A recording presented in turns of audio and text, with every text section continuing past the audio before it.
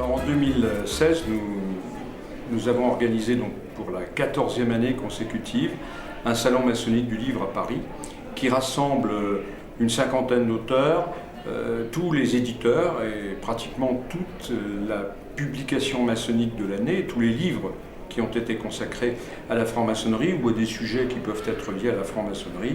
Et nous nous apprêtons cette année sur 2 jours, dans les locaux de la Bellevilloise, à Paris, à accueillir probablement aux alentours de 4000 personnes, peut-être davantage.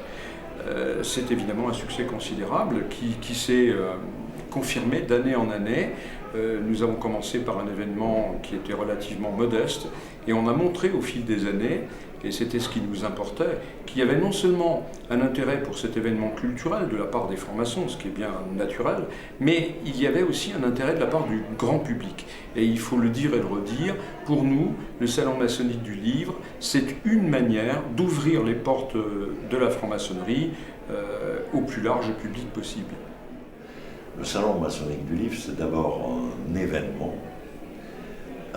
où on va essayer de faire se rencontrer des publics, des thématiques et des auteurs.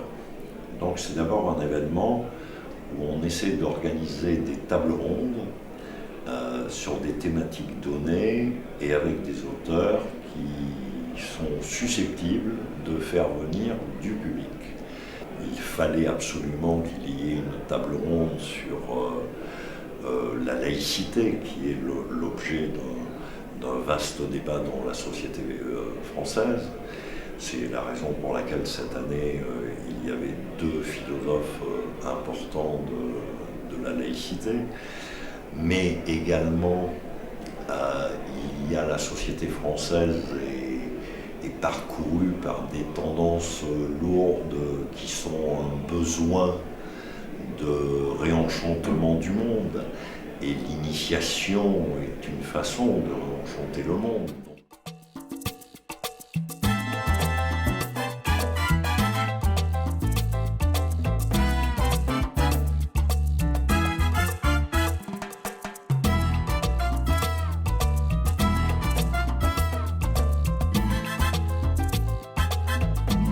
Les personnes qui sont là, de toute façon, parlent un langage qui est un langage commun, qui est un langage de la cité, et qui sont donc très à même de comprendre la problématique qui se trouve dans mon livre.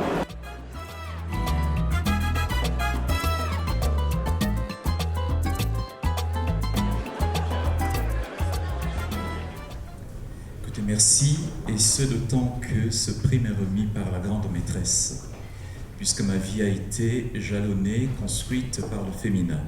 J'étais un petit enfant dyslexique, et ce sont les sœurs du Saint-Esprit qui m'ont appris à lire les livres. Donc j'ai d'abord appris à lire par l'oreille, et cette oreille, les paupières de mon oreille ont été ouvertes par des femmes.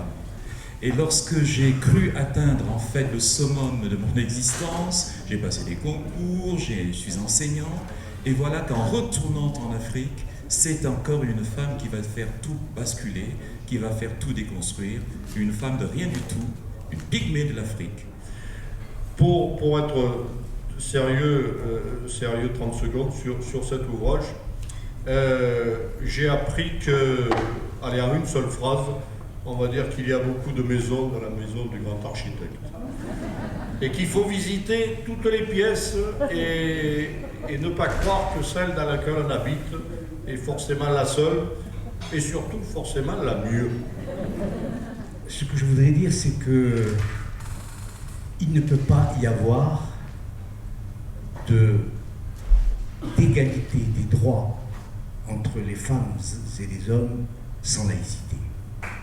Et ça, c'est fondamental. C'est fondamental. Elle l'a compris d'autant plus que nous avons vécu dans un pays de culture musulmane. Et aujourd'hui, l'islam politique, non seulement a détruit non seulement l'Algérie, mais il a détruit des territoires entiers. Des territoires entiers qui sera extrêmement difficile de reconstruire. Et ce que je voudrais dire, c'est que aujourd'hui, il menace, y compris les fondements de la société européenne et américaine. Je le dis avec énormément de responsabilité parce que ces choses-là ne sont pas parfaitement saisies, parfaitement comprises ici en France.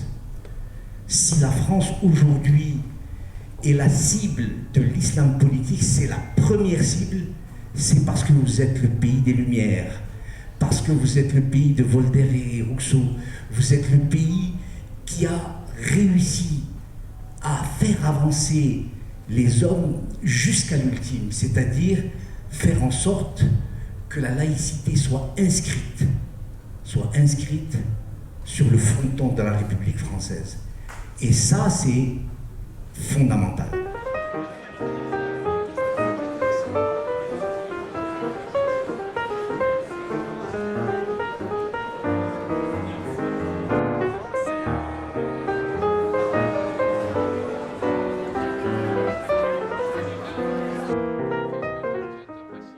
La 14e édition du Salon maçonnique du Livre de Paris est en train de s'achever sur un succès, je crois que c'est incontournable, plus de 4000 visiteurs sur le week-end, alors peut-être un peu moins que l'an dernier, mais il est vrai que le mauvais temps ne nous a pas aidés cette année.